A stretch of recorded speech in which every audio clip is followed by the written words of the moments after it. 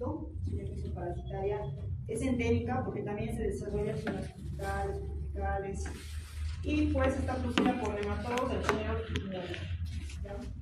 Esta parasitosis que está transmitida por carnivorismo, ya es necesario el consumo de carne, tanto en el hospedador definitivo como también en el accidental, los conocimientos del hombre y también de algunos mamíferos como cerdos animales. Ahorita vamos a ver el ciclo biológico.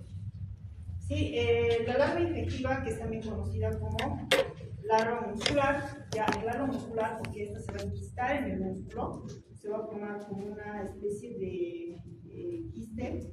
¿Sí? ¿Por qué? Porque el sistema inmunológico reacciona y trata de evitar que la parasitosis prosiga y por lo tanto lo engloba por medio de lo que son las células defensoras, los polímeros nucleares, los microbios, linfocitos, etc. Dice que es la fase de desarrollo que se caracteriza por su importancia en la transmisión, ya les había mencionado que es por carnivorismo. Es un nematodo dioico, que significa que se reproduce por dimorfismo sexual. ¿Sí? Los machos miden entre 1.4 y 1.6 milímetros de longitud por 40 micrómetros de diámetro y presentan dos apéndices caudales lobulados sin estípulas copulatrices. ¿Sí? Entonces ahí vamos a tener lo que va a ser la hembra, ya que va a presentar un solo ovario, presenta útero, presenta vulva que está en el extremo superior, ¿sí? Y como es un nematodo, presenta un tubo digestivo completo, ¿sí? Que presenta boca y ano, es decir, que tiene un intestino, ¿sí? Tiene una particularidad, es decir, en el extremo superior tienen los esticosomas, ¿ya? Y estos se van a encontrar en el extremo superior y también hay otro parásito que ustedes lo van a ver, que también presenta esticosomas.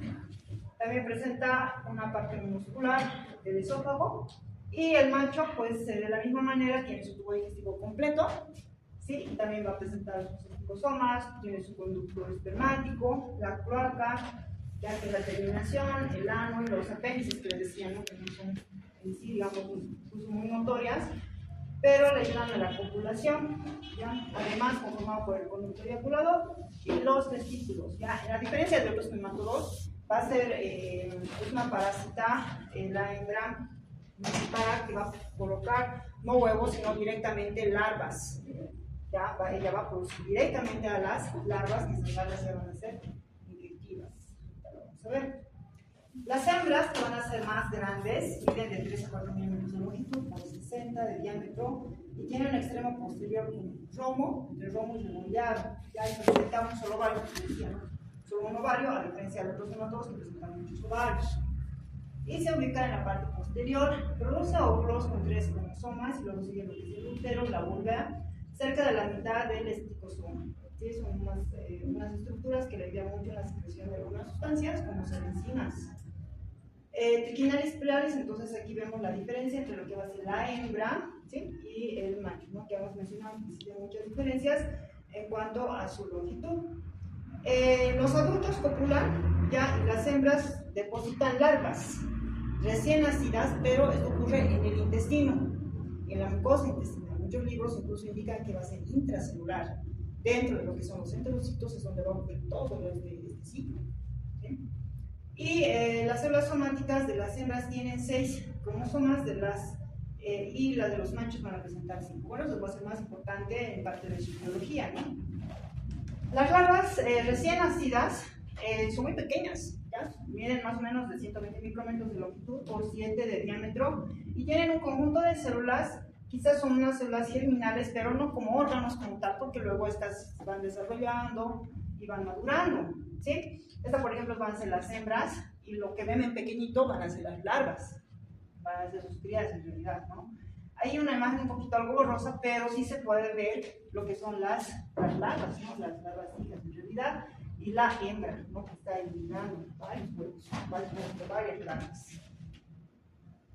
Triquinelas spiralis es el agente causal de la triquinosis doméstica, se le denomina porque es cosmopolita, ¿ya? Y un ciclo biológico mantenido por animales domésticos, ¿ya? De repente está más lugares, ¿no? Puede ser lugares tropicales, puede ser, pero tiene también un comportamiento cosmopolita, es decir, que puede llegar a encontrar muchos lugares y que también participan otros animales, ¿no? Que son animales domésticos, como ser el cerdo y también los roedores que también se encuentran tanto en lugares selváticos como en lugares no selváticos, ¿sí? Esta especie es la causante de un gran número de casos en humanos debido a la ingestión de cerdo infectado. En realidad, el consumo de carne de cerdo infectado, en realidad, con estos quistes que ahorita vamos a ver, que es la forma infectante. Entonces, no lo vamos a repetir, la morfología, tanto de los adultos, que son la diferencia, ¿no? En cuanto al tamaño de las hembras y los machos, ya son libres o enquistadas, más que todo en la musculatura, ya esas se encuentran enquistadas. Y estos quistes como que forman una especie de cápsula, ya porque les decía que el sistema inmunológico los cubre, evitan, digamos, que esta se pueda continuar su desarrollo, pero en realidad es más que todo algo de que la misma larva forma lo que es su propia protección, ¿ya? Entonces esta se enrosca y puede llegar a medir más o menos de 1 metro de longitud. Ahí tenemos, no sé, lo hemos visto, y estos son los quistes, ¿no? Aquí, por ejemplo, en la fibra muscular se ve un quiste, aquí se ve otro quiste, en el interior se encuentran las larvas. Aquí igual, ¿no? Igual se encuentran las larvas y se forman lo que son los quistes. En realidad, esos van a ser más obtenidos por biopsia. También se han permitido distinguir otras especies, quizás no solamente las espirales, que existen las espirales que pueden afectar a las aves, Nelsoni, que se encuentra en África tropical, nativa, en zonas árticas, que también puede llegar a afectar al hombre, Trichinella vidovi, que es un reservorio principal del zorro, o sea, son varias especies que son parte de lo que es el género Trichinella. Sin embargo, en nuestro medio es mucho más conocida Trichinella spiralis, ¿no? Como el agente etiológico. ¿A quiénes más afecta? Al hombre, al cerdo y a las ratas, ¿sí? Ahora, vemos lo que va a ser el ciclo, que tiene una fase entérica y una fase parenteral. Les decía, ¿no? Que pues va a participar en gran medida lo que van a hacer los cerdos, como como el mecanismo de infección, es la ingesta de cerdo en realidad, con estas larvas enquistadas, ¿sí? Y la fase parenteral va a ser la migración prácticamente de esta larva a varios de los órganos, ¿no? Mucha más predilección al músculo estriado. Entonces, ¿cómo inicia lo que va a ser el ciclo, ¿no? El hombre se infecta a través de lo que es la ingesta de alimentos, bueno, en realidad la carne poco cocida de cerdo, fundamentalmente, ¿no? Sabemos que los cerdos en realidad comen cualquier alimento, ¿no? Comen hasta basura, hasta papeles, hasta inclusive ratas, comen ratas, ¿sí? Trichinella spiralis tiene un comportamiento en las ratas, hace que las ratas se mueran rápidamente, que puede ser cuestión de días, de 1 o 2 días, cosa de que eso atraiga a los cerdos y los cerdos puedan comerse a las ratas. Y eso inclusive podría ocurrir en los humanos. En algunas oportunidades se ha podido llegar a encontrar en algunas muertes dudosas. Cuando son muertes dudosas realizamos las autopsias y se ha podido evidenciar la presencia de trichinella, que han estado enquistadas en el músculo. Inclusive daba la impresión de que el cadáver se movía, porque empezaba a moverse, como unos latidos, ¿sí? Pero cuando se pudo abrir, se pudo verificar la presencia de los quistes, ¿no? Entonces tiene ese comportamiento la larva. Entonces se ha visto que esta larva estaba prácticamente viva, ¿no? Seguramente estaba esperando que algún animal, mamífero, por carnivorismo podría alimentarse, ¿no? Y es el comportamiento que tiene esta larva. Entonces, ¿qué sucede? ¿Qué sucede en el humano? Ingiere estas larvas que son infectantes, las infectantes L1, ¿sí? Ingresan al tracto gastrointestinal y todavía está como quiste. A través de los jugos gástricos se disuelve ese quiste y se libera la larva, ¿ya? Entonces, una vez liberada la larva, en el intestino delgado pasan alrededor, les puedo decir aproximadamente, porque mucho puede depender del tiempo, de las condiciones, del hospedador, del sistema inmunológico, depende de muchos aspectos. Pero en promedio de unos 15 días, entonces atraviesa, ¿no? Atraviesa lo que va a ser la mucosa, madura, les decía, es intracelular, ¿ya? Y se van a formar lo que son los adultos, ¿sí? En el intestino, y ocurre lo que es la cópula, ¿no? que son alrededor de unos 15 días, más o menos, como 1500 larvas. Y les decía, como es intracelular, ya estas van a liberar las larvas hijas, y son las larvas hijas las que van a atravesar la mucosa intestinal y van a ir por el sistema linfático y se van a dirigir a órganos, ¿ya? A otros órganos. Entonces ocurre lo que es la liberación de las larvas después de 35 días, ¿sí? Y estas van a pasar a la circulación y se van a llegar a enquistar a los músculos estriados. ¿Qué músculos estriados? Músculos del diafragma, intercostales, ¿sí? Músculos clave, ¿no? Cosa de que la larva dice, no, estos son músculos clave para provocar la muerte. La intención de la larva es provocar la muerte. En realidad el humano puede no provocar a menos que exista una hiperinfección, ¿no? ¿Qué quiere decir? Cuando existen muchas larvas, con mayor frecuencia que la persona pueda llegar a ingerir la carne infectada, ¿no? Con estos quistes, ¿sí? En ese caso sí podría existir una muerte, ¿no? Así de 2 días, tal vez hasta semanas, ¿no? Pero los roedores, que son mucho más vulnerables, ocurren casi rápidamente. Y es por eso que atrae, digamos, a los cerdos y estos se alimentan de estos roedores. Entonces, se puede llegar a enquistar a los músculos estriados y también, ¿por qué no?, la musculatura de los miembros, extremidades, pero con mayor frecuencia diafragma, intercostales, a nivel de las escápulas también, maceteros también, ¿no? Entonces, se puede localizar en toda esta musculatura, ¿no? El mismo ciclo ocurre en lo que son los roedores y en los cerdos, obviamente. Muchas veces los cerdos pueden tener esa tolerancia, ¿no? Pero de alguna manera, digamos, estos también pueden llegar a morir. O de repente ya pues se van al matadero y sirven de alimento para los humanos, ¿no? Entonces ese va a ser el ciclo biológico. Dentro de lo que va a ser la epidemiología, les decía que va a ser en una distribución mundial, ya tiene un ciclo de transmisión, que puede ser doméstico, sinantrópico, puede ser silvestre. ¿En qué casos puede ser silvestre? Puede ser en casos de animales salvajes, cerdos salvajes, y les decía, ¿no?, los animales que también pueden ser consumidos por el hombre, ¿no? No olvidemos que incluso hasta en algunos lugares comen caballos, ¿no?, comen burros, ¿qué más? Monos. Entonces se puede ver en esos casos que también puede suceder. Es por eso que los reservorios con los cerdos, fundamentalmente, ¿sí?, las ratas, ¿ya? Y luego también encontramos otros animales, ¿no?, que van a ser los perros, gatos, lobos, osos, mamíferos marinos. Es decir, que existen una variedad de animales que también pueden ser infectados y obviamente que van a otros animales infectarse por carnivorismo, ¿sí? Entonces el ciclo doméstico va a participar estos animales, sobre todo las ratas y los cerdos, ¿sí? Entonces la familia se alimenta de esta carne que está mal cocida o insuficientemente cocida, que es lo más apropiado.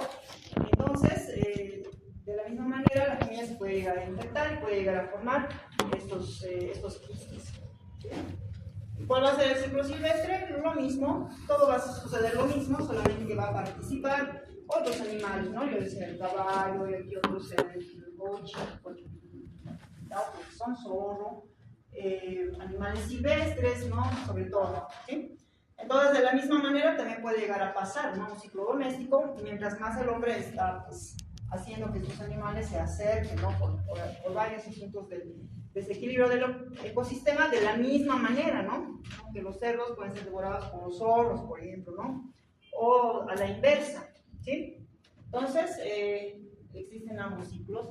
Dentro de lo que es la patología, es lo que es una invasión, que es un proceso tóxico alergénico, ¿sí?, por la misma presencia que presenta en sí la larva intracelular a nivel intestino, es tóxico alergénico, ¿no? Por su presencia libera sustancias tóxicas, esta se alimenta de, no va a ser, por ejemplo, el escoletriz, no como las otras, ¿no?, ni mucho menos va a ser minimizante, ¿no?, que va a consumir luego los bobos, sino que se alimenta de los detritos más que todo, ¿sí?, de células muertas. Por lo tanto, la presencia va a tener una acción toxicoalergénica, y de la misma manera, cuando esta invade lo que va a ser el sistema circulatorio, que son las larvas ya liberadas, las larvas hijas, va a producir una reacción inmunoalergénica, ¿sí?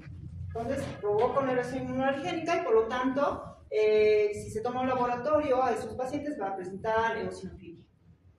¿Qué más? Entonces, cuando ocurre la invasión a la célula muscular, produce una célula nodriza, ¿ya? Es como que se imaginan ustedes un fetito y que tiene ahí su placenta, ¿no ven? Tiene su placenta, tiene su líquido amniótico, es más o menos lo mismo, ¿ya? Entonces es algo como que todo lo que es la vasculatura, entonces todos los nutrientes van, digamos, a esta larva para que esta larva se pueda nutrir, ¿sí? A través de unos plexos, de unas vénulas poliquísticas. Esto facilita lo que es ese intercambio metabólico, ¿no? Ahora yo no les podría decir que esto tiene una acción exfoliatriz, tampoco va a ser una cantidad importante, digamos, de nutrientes, o sea, en realidad es más de las células, ¿no? Que se va a llegar a alimentar, y obviamente también de todo lo que son las células que pasan por los capilares. ¿Sí? ¿Qué más? Entonces existe ese intercambio metabólico y eso se lo denomina como una célula nodriza, ¿no? Entonces puede tener unos 40 micrómetros y generalmente se encuentra en el músculo estriado, ¿sí? Entonces va a ser una representación. Tiene una cápsula aquí de colágeno, los vasos sanguíneos. Este va a ser la larva, ¿ya? Y este va a ser el quiste, ¿no? Que está cubriendo a la larva. Ahí tenemos la larva, ¿no? Aquí en la parte que luego ya invade. Ahí tenemos una buena fotografía de una célula nodriza, y ustedes pueden diferenciar que se encuentra la larva, ¿no? En realidad, y está siendo cubierta, ¿no? Por este quiste, ¿sí? Síndrome tóxico-alergénico, entonces da los síntomas oculopalpebrales, ¿sí? Entonces, uno de los lugares en los cuales le gusta, pues decir, ¿cómo se llama? Tropismo, ya va a ser a nivel de los músculos, a nivel de palpebrales, y por eso puede llegar a ocurrir un síndrome tóxico-alergénico, es decir, se edematiza y además provoca prurito, ¿sí? Luego también existen mialgias por las miositis que produce el quiste larval, y luego produce también necrosis, ¿no? Muchas veces puede llegar a producir también necrosis, muerte en realidad, ¿no? de las células en las cuales se está infectando, ¿sí? A nivel enteral produce, o sea, a nivel del intestino puede llegar a producir enteritis, ¿ya? ¿Qué quiere decir enteritis? Que puede provocar dolor abdominal, puede provocar diarrea, ¿no? Malestar, y también les decía, mucho depende de la cantidad de parásitos que se encuentren parasitando a los enterocitos, ¿sí? Ocurre lo que es un periodo de incubación, que más o menos va a ser de 15 días, ¿ya? Y también un periodo de invasión, que corresponde a la fase intestinal de invasión de los tejidos por vía sanguínea, ¿ya? Entonces existe lo que es el síndrome infeccioso, ¿no? Un síndrome infeccioso es inespecífico porque puede ser producido por otros agentes etiológicos, pero se caracteriza por la fiebre, por el malestar general y cefalea. Existen síntomas oculopalpebrales, les decía, el edema palpebral, puede ser bilateral, indoloro, pero puede ser por la reacción alérgica que provoca. Y los síntomas gastrointestinales, ¿no? Que también les decía, la enteritis, cuando se encuentra solamente ese nivel, provoca diarrea y constipación, ¿sí? Entonces también el periodo de estado, que corresponde al periodo en el cual está enquistado, ¿ya? Que se encuentra en el músculo, ahí se encuentra la larva. Entonces, un 95% es un síndrome infeccioso, un 80% son mialgias desencadenadas por los movimientos, síntomas oculopalpebrales al inicio de la enfermedad, muchas veces, ¿sí? Inclusive hay personas que refieren dolor muscular y no saben por qué, ¿sí? No saben por qué, porque muchas veces el tratamiento es muy difícil erradicar este parásito porque es intracelular. Entonces se tiene que apoyar con otras medidas terapéuticas.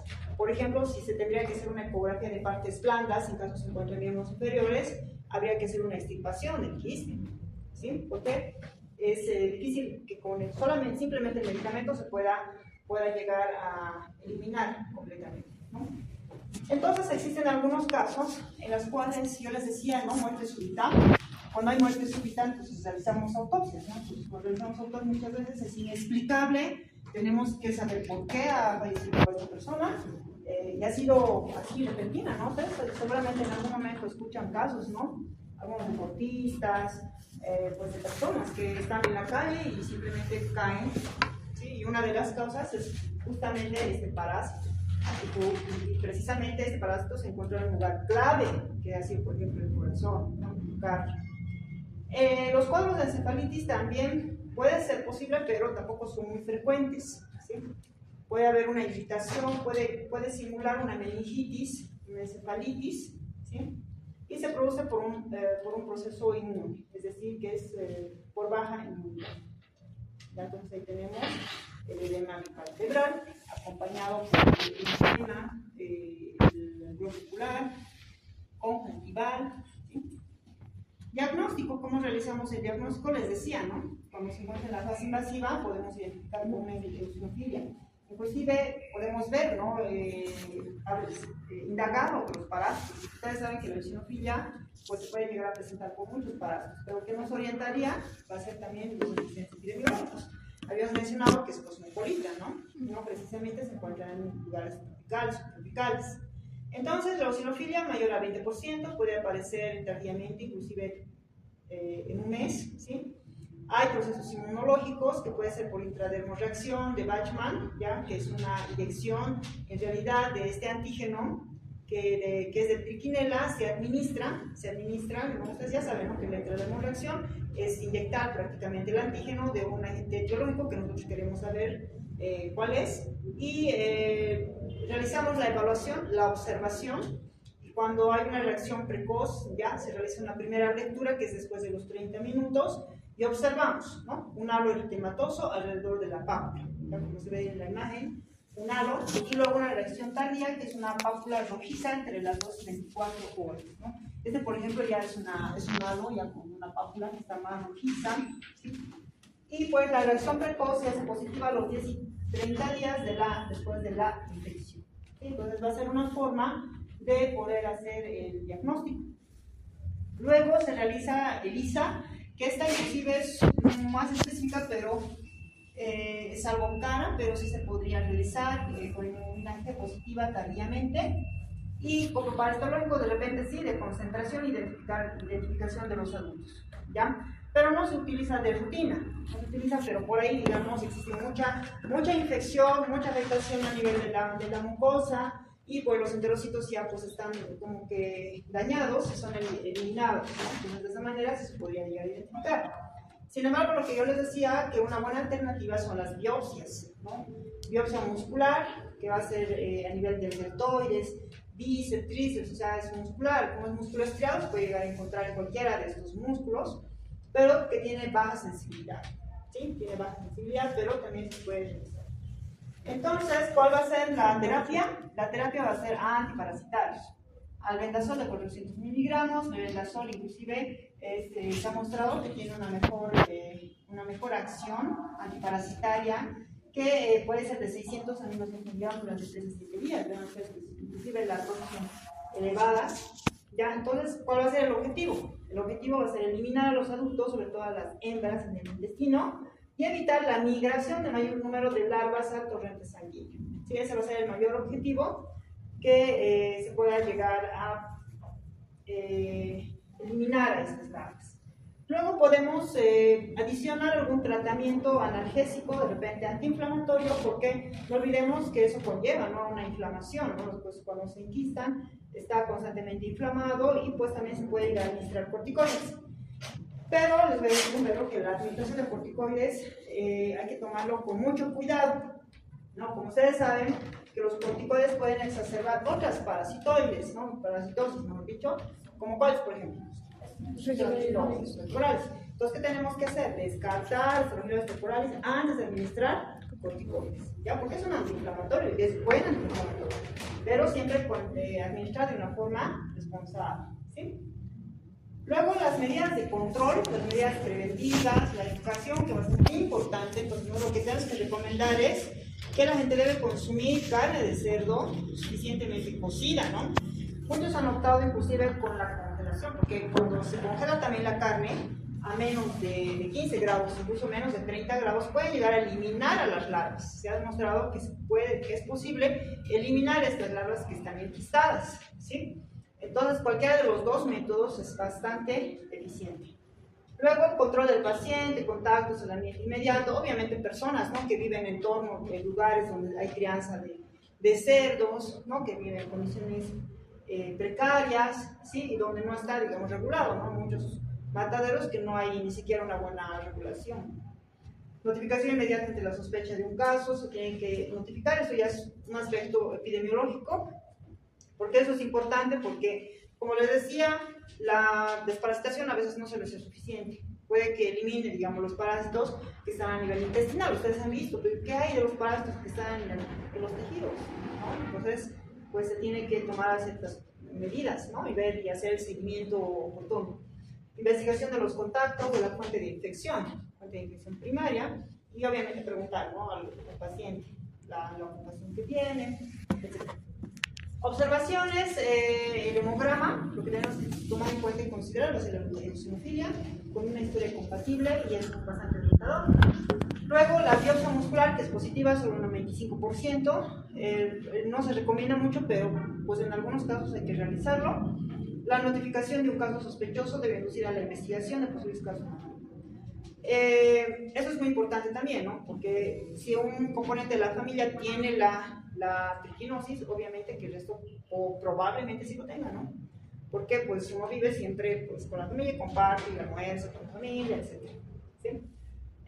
Antes de lo que va a ser la biopsia, y eso no está aquí, en algunos casos donde se sospecha en las extremidades, ¿no?, como decían, los músculos estriados de miembros superiores, ayuda mucho lo que van a ser algunos métodos de diagnóstico de gabinete, como es la ecografía. Podemos solicitar una ecografía de partes blandas, ¿sí? Solicitamos una ecografía de partes blandas, y vemos algo raro aquí en esta fibra muscular, aquí como un quiste, aumentamos, ¿no? Porque ahorita ya, pues, estos métodos de diagnóstico ya son mucho más modernos, ya se puede llegar a identificar. ¿Por qué? Porque hacer una biopsia como que es un poquito muy invasivo, sí, porque se le tiene que hacer una operación, ¿no? Y es una intervención mínima, pero sí se hace una intervención, ¿sí? Entonces, va a ser ese uno de las formas de las cuales se puede diagnosticar, ¿sí? Con eso ya hemos terminado. Y ahí vemos un cerdito sano y un cerdito enfermo. ¿Cuál es el que tiene triquinosis? Un mensaje. ¿Alguna pregunta, chicos? ¿En cuántos huevos libera la hembra por día? Ya, es una buena pregunta. Son como unos 100, en algunos libros lo van a ser 150,000, en otros libros va a ser entre 110,000 a 150,000. Son muchos, son bastantes huevos que puede, no huevos, corrección, larvas, ya, así. Porque estamos acostumbrados, ¿no? Huevos, y de huevo, y más que estamos hablando de ratones, todo eso son larvas. ¿Cómo se llama? Cuando los tienen en larvas vivíparos, ¿no? Sí, pues en realidad. Entonces son larvas, porque son muchas larvas. Imagínense, luego algunas van a morir, algunas se van a quedar por ahí, pero hay otras que van a pasar por todo. ¿Okay? ¿Más preguntas?